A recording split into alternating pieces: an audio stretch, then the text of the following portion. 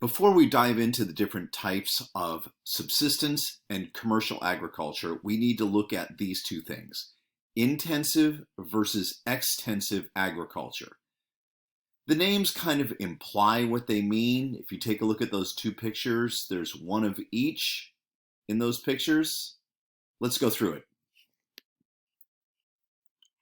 Both subsistence and commercial agriculture utilize intensive and extensive agricultural practices. Here's what they are. Intensive agriculture means this: there's lots of human input onto the land.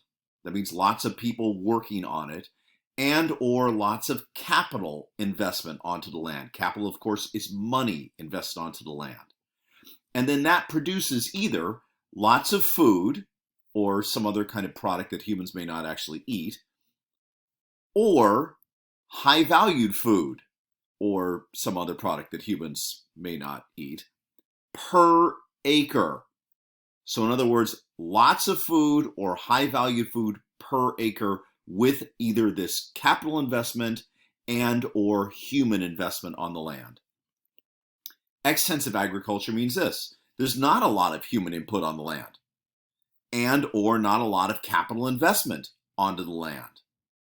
And then that results in, logically I think, not a lot of food or not high value food per acre.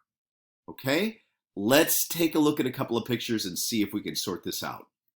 Back to these first two pictures. The picture on the left. Is that intensive or extensive agriculture? Does it look like there's a lot of human input on a very small chunk of land that's going to produce a lot of food or not? And the answer is this is intensive agriculture. Look on the right-hand side. You can see those goats grazing there. Does that look like intensive or extensive?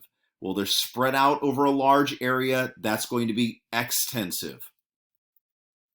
What about on the left-hand side now? What do we see?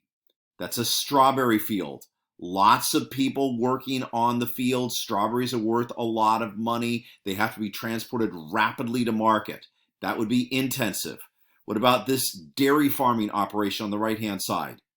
The animals are all compressed together. Compare that to what we saw with the goats a second ago. That would be intensive. So both of these are intensive agriculture. What about these two on the left-hand side?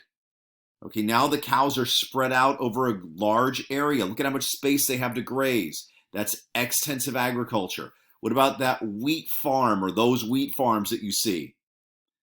Those are also extensive. Not a lot of people working on the land. You don't get lots of food per acre. I mean, really, there's a lot of food per acre, but it's not high valued.